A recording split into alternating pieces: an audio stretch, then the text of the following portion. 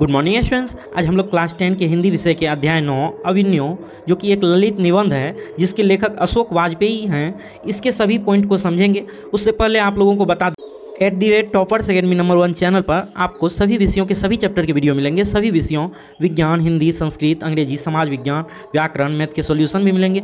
यदि किसी विषय की किसी चैप्टर के वीडियो का लिंक चाहिए तो आप हमारे व्हाट्सएप नंबर 7004496418 पर व्हाट्सएप SMS करके वीडियोज़ के लिंक को प्राप्त कर सकते हैं। हम लोग पहले लेखक अशोक वाजपेयी जी के बारे में जानते हैं, उसके बाद हम लोग जो है अभिनयो पाठ पे चलेंगे। अशोक वाजपेयी का जन्म 16 जनवरी 1941 ईस्वी में दुर्ग छत्तीसगढ़ में हुआ, किंतु उनका मूल निवास सागर मध्य प्रदेश में है। उनकी माता का नाम निर्मला देवी और पिता का नाम परमानंद वाजपेयी है। उनकी प्रारंभिक शिक्षा गवर्नमेंट हायर सेकेंडरी स्कूल सागर से हुई। फिर सागर विश्वविद्यालय से उन्होंने BA और सेंट स्टीफेंस कॉलेज दिल्ली से अंग्रेजी में MA किया। उन्होंने वृत्ति के रूप में भारतीय प्रशासनिक सेवा को अपनाया। वे भारतीय प्रशासनिक सेवा के कई पदों पर रहे और महात्मा गांधी अंतर्राष्ट्रीय हिंदी विश्वविद्यालय के प्रथम कुलपति पद से सेवानिवृत्त हुए। संप्रति वे दिल्ली में भारत सरकार की कला अकादमी के निदेशक हैं। अशोक वाजपेयी की लगभग 3 दर्जन मौलिक और संपत्तियां कृतियां प्रकाशित हैं। शहर अब भी संभावना है, एक पतंग अनंत में तत्पुरुष कहीं नहीं वहीं, बहुरी अकेला थोड़ा सी जगह, दुख चिट्ठी रसा है आदि उनकी कविता संकलन है। फिलहाल कुछ पूर्वग्रह, समय से बाहर, कविता का गल्प, कवि कह गया है आदि उनकी आलोचना की पुस्तकें हैं। उनके द्वारा संपादित पुस्तकों की सूची भी लंबी है।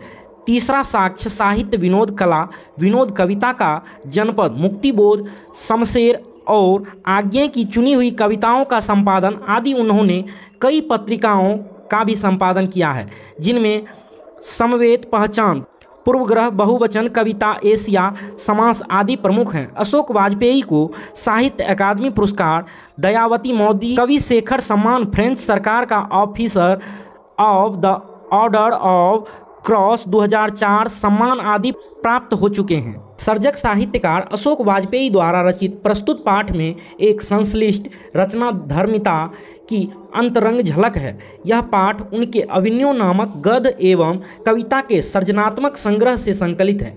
इसी नाम के संग्रह में उनकी सृजनात्मक गद्य की कुछ रचनाएं और कविताएं हैं, जिनमें से दोनों विधाओं की 2 रचनाओं के साथ पुस्तक की भूमिका भी किंचित संपादित रूप में यहाँ प्रस्तुत है।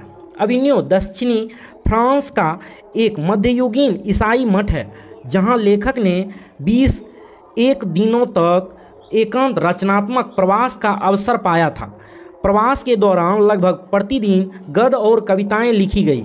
इस तरह हिंदी ही नहीं, भारत से भिन्न स्थान और परिवेश के एकांत प्रवास में एक निश्चित स्थान और समय से अनुबद्ध मानस के सृजनात्मक अनुष्ठा का साक्षी यह पाठ एक वैश्विक जागरूकता और संस्कृति बोध से परिपूर्ण रचनाकार के मानस की अंतरंग झलक पेश करते हुए यह दिखाता है कि रचनाएं कैसे रूप आकार ग्रहण करती हैं। कोई भी रचना महज एक शब्द व्यवस्था भर नहीं होती। उसकी निर्माण प्रक्रिया में रचनाकार की प्रतिभा, उसके जटिल मानस के साथ स्थान और परिवेश की भूमिका भी महत्वपूर्ण होती है। अब हम लोग अभिनयो पाठ पे आते हैं। लगभग 10 वर्ष पहले पहली बार अभिनयो गया था। दक्षिण फ्रांस में रोन नदी के किनारे बसा हुआ एक पुराना शहर है, जहां कभी कुछ समय के लिए पोप की राजधानी थी और अब गर्मियों में फ्रांस और यूरोप का एक अत्यंत प्रसिद्ध और लोकप्रिय रंग समारोह हर बरस होता है। उस बरस वहां भारत केंद्र में था।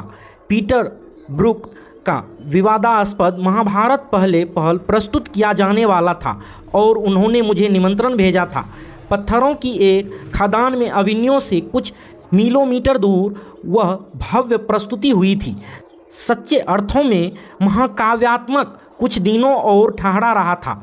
कुमार गंधर्व आए थे और उन्होंने एक अर्क बिशप के पुराने आवास के बड़े से आंगन में गाया था।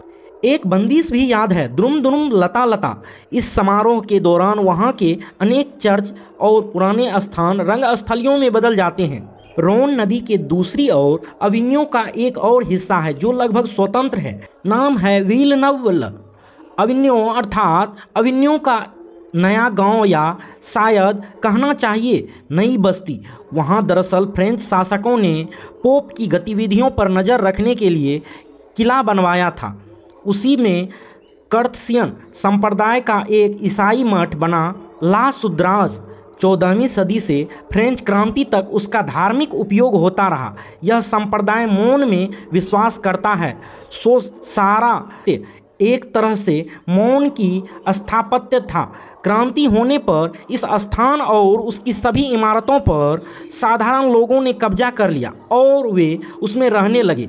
इस सदी की शुरुआत में तो ला सुद्राज के जीर्णोद्धार की शुरुआत हुई और धीरे धीरे अधिकांश पुराने स्थानों और इमारतों को वापस खरीदकर उनका बहुत संवेदनशील और सुंदर जीर्णोद्धार कर उन्हें यथासंभव पहले जैसा करने की सफल कोशिश की गई।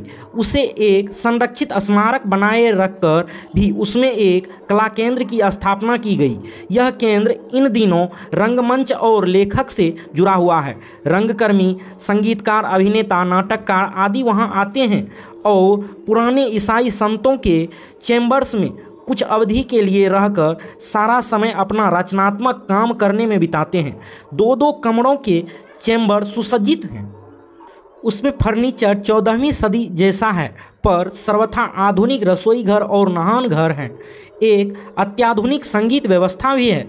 चैम्बरों के मुख्य द्वार कब्रगाह के चारों ओर बने ग्वालियरों में खुलते हैं, पर पीछे आंगन भी हैं और पिछवाड़े से एक दरवाज़ा भी। सप्ताह के 5 दिनों में शाम को सबको एक स्थान पर रात का भोजन करने की सुविधा है। बाकी हर दिन का नाश्ता और दोपहर का भोजन अपनी सुविधा से जहां चाहे वहां अपने ही चैम्बर में खुद बनाकर। दिन में औसतन 50 सैलानी यह जगह देखने आते हैं, अन्यथा बेहद शांत और नीरव स्थान है। विलनव एक छोटा सा गांव है जहां एक पुस्तकों पत्रिकाओं की दुकान, एक डिपार्टमेंट स्टोर, एक कब्रगाह, कई रेस्तरां और बार आदि हैं। अविन्यो और आसपास के अन्य शहरों से बस व्यवस्था सुलभ है। फ्रेंच सरकार के सौजन्य से ला सत्रूज में रहकर अपना कुछ काम करने का एक न्योता मुझे पिछली गर्मियों में मिला था, तब नहीं जा पाया था। यों अवधि तो 1 महीने की थी, पर इतना समय निकालना कठिन था। सो कुछ 19 दिन वहाँ रहा। 24 अक्टूबर से 10 नवंबर 1994 की दोपहर तक अपने साथ हिंदी का टाइपराइटर, 3-4 पुस्तकें और कुछ संगीत के टेप्स भर ले गया था। सिर्फ अपने में रहने और लिखने के अलावा प्रायः कुछ और करने की कोई व्यवस्था न होने का जीवन में यह पहला ही अवसर था। इतने निपट एकांत में रहने का भी कोई अनुभव नहीं था। कुल 19 दिनों में 35 कविताएं और 27 गद्य रचनाएं लिखी गई। अविन्यो फ्रांस का एक प्रमुख कला केंद्र रहा है। पिकासो की विख्यात कृति का शीर्षक है ला माला मोजेल द अविन्यो। कभी अति यथार्थवादी कवित्री आंद्रे ब्रेता, रेने शॉ और पॉल एलुआर ने मिलकर लगभग 30 संयुक्त कविताएं अविन्यो में साथ रहकर लिखी थी। ला सत्रूज के निदेशक ने जब इस पुस्तक की सामग्री देखी थी तो उन्हें इतनी अल्पविधि में इतने काम पर अचरज हुआ था। अचरज मुझे भी कम नहीं है। वे सुंदर, निविड़, सघन, सुनसान दिन और रात था। भय, पवित्रता और आसक्ति से भरी हुई यह पुस्तक उन सब की स्मृति का दस्तावेज है। अविन्यो को उसी के एक मठ में रहकर लिखी गई कवि परिणति भी। हर जगह हम कुछ पाते, बहुत सा गंवाते हैं। ला सत्रूज में जो पाया उसके लिए गहरा कृतज्ञता मन में है और जो गवाया उसकी गहरी पीड़ा भी। प्रतीक्षा करते हैं पत्थर, किसी देवता या काल का नहीं। पता नहीं किसकी प्रतीक्षा करते हैं पत्थर। धीरज से रेसा रेसा झीरते हुए, सिरा सिरा छिलते हुए प्रतीक्षारत रहते हैं पत्थर। मेघ गिरता है, सूखी पत्तियां, धूप गिरती है आवाज़ें, भाएं भाएं करता रात का बियाबान और अंधेरा अपने अभेद्य हृदय में कोई प्राचीन धुन दोहराते हुए प्रतीक्षा में बैठे रहते हैं पत्थर। हरे सपने, भूरी पहेलियाँ, पीला पड़ता समय, छीजती भाषा, आदिम अंधेरा सब घेरता है पत्थरों को, पर अपलक बाट अगोरते एक बेहदी चौगान में खड़े रहते हैं पत्थर। बिना माथा झुकाए प्रार्थना करते हैं पत्थर, बिना पसीजे कामना करते हैं पत्थर, बिना शब्द कविता लिखते हैं पत्थर। पता नहीं किसकी प्रतीक्षा करते हैं पत्थर। नदी के किनारे भी नदी है, यहाँ पास में ही रोन नदी है। इस तरफ वीलनव्य और दूसरी ओर अविन्यो। अभी नहीं, पर पिछले वर्ष हम बहुत देर तक उसके तट पर बैठे थे। अगर जल प्रवाह को एकटक देखते रहो तट पर बैठे तो कई बार लगता है कि जल स्थिर है और तट ही बढ़ रहा है। नदी तट पर बैठना भी नदी के साथ बढ़ना है। कई बार नदी स्थिर होती है, हम तट पर बैठे रहते हैं। नदी के पास होना नदी होना है। विनोद कुमार शुक्ल अपनी एक कविता में नदी चेहरा लोगों से मिलने जाने की बात कहते हैं। शायद सिर्फ नदी किनारे रहने वाले ही नदी चेहरा नहीं हो जाते। हम जो कभी कभार और थोड़ी देर के लिए नदी किनारे जा बैठ पाते हैं, हम भी कुछ देर के लिए ही सही नदी चेहरा हो जाते हैं। नदी किसी को अनदेखा नहीं करती, वह सबको भिगोती है, अपने साथ करती है। थोड़ी सी देर के लिए भी गए नदी की बिरादरी में शामिल हो जाते हैं। नदी के समान ही कविता सदियों से हमारे साथ रही है। उसमें ना जाने कहाँ कहाँ से जल आकर मिलते और विलीन होते रहते हैं। वह सागर में समाहित होती रहती है हर दिन ही, पर उसमें जल का टोंटा नहीं पड़ता।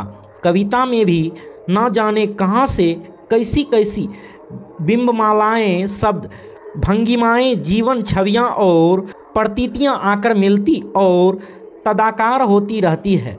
जैसे नदी जल रिक्त नहीं होती, वैसे ही कविता शब्द रिक्त नहीं होती। ना नदी के किनारे ना ही कविता के पास हम तटस्थ रह पाते हैं। अगर हम खुलेपन से गए हैं तो हम उसकी अभिभूति से बच नहीं सकते। नदी और कविता में हम बरबस ही शामिल हो जाते हैं। जैसे हमारे चेहरों पर नदी की आभा आती है, वैसे ही हमारे चेहरों पर कविता की चमक, निरंतरता नदी और कविता दोनों में हमारी नाश्वरता का अनंत से अभिषेक करती है। एक कविता पंक्ति है, कैसी तुम नदी हो, उत्तर हो सकता है जैसी तुम कविता हो। इस अध्याय के सभी प्रश्नोत्तर, साथ ही सभी अध्याय के प्रश्नोत्तर आपको टॉपर्स एकेडमी नंबर 1 चैनल पर मिल जाएंगे।